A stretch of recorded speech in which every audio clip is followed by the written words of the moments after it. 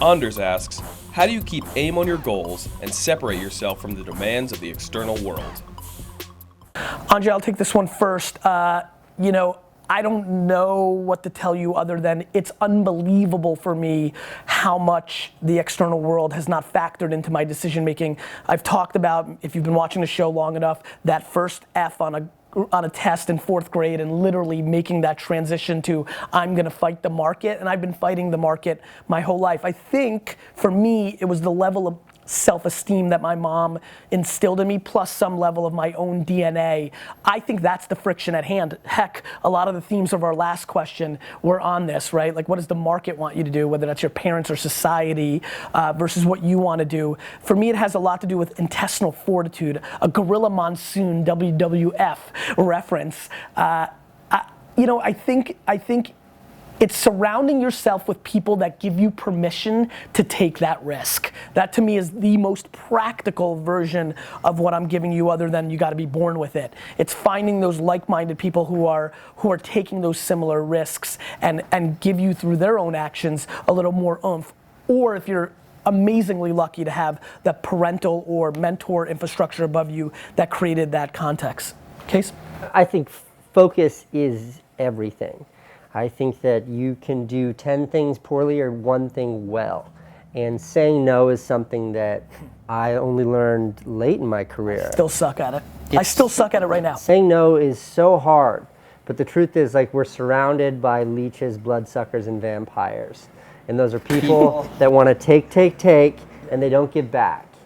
And learning to say no to those people, learning to say no to all those distractions is the only way to get anywhere. Because time is finite, life is short. Quickly you find things that are in life that are really incredible, like family. Yep. Things that you love, things that you're passionate about that might distract you in a positive way from your career focus. So you have to learn to shed everything else. I'm gonna throw a little bit of a curveball. I get so much happiness out of doing things for people who would be, categorized as the way you just broke it down, because I have a weird gear inside of me that has zero expectation for the return on someone's selfishness. I know that's a little bit of a mouthful, but it's probably why I'm so ridiculously happy. I have such little expectation for the return. It makes me happy to do the give. I sit in front of you knowing I will accomplish less in my career and amass less wealth and a lot of other things, less time with my family, which is my number one, because I get so much happiness out of some of those actions. So I would tell you, if you're in a rare group like myself, make sure you recognize, in a world where people tell you that you're a sucker for doing it or things of that nature, you still gotta make yourself happy. But I will tell you, I'm way happier than I was 5 years ago, because I have grown in my no meter moving a ton. It hasn't gone to zero. And I think a lot of people close themselves out of serendipity by saying no too much, right? Mm-hmm. And I think we probably both benefited through our years of the yes when it didn't make sense on paper.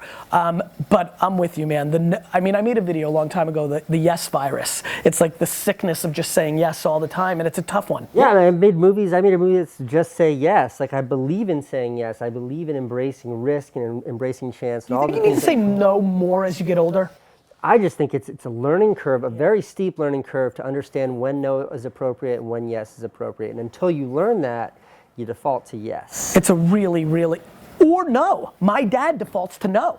I think you and I, we have some similarities that makes, I think there's a lot of people there that default to no. I think there's a lot of people that default. My dad's opening words are, hey dad, no.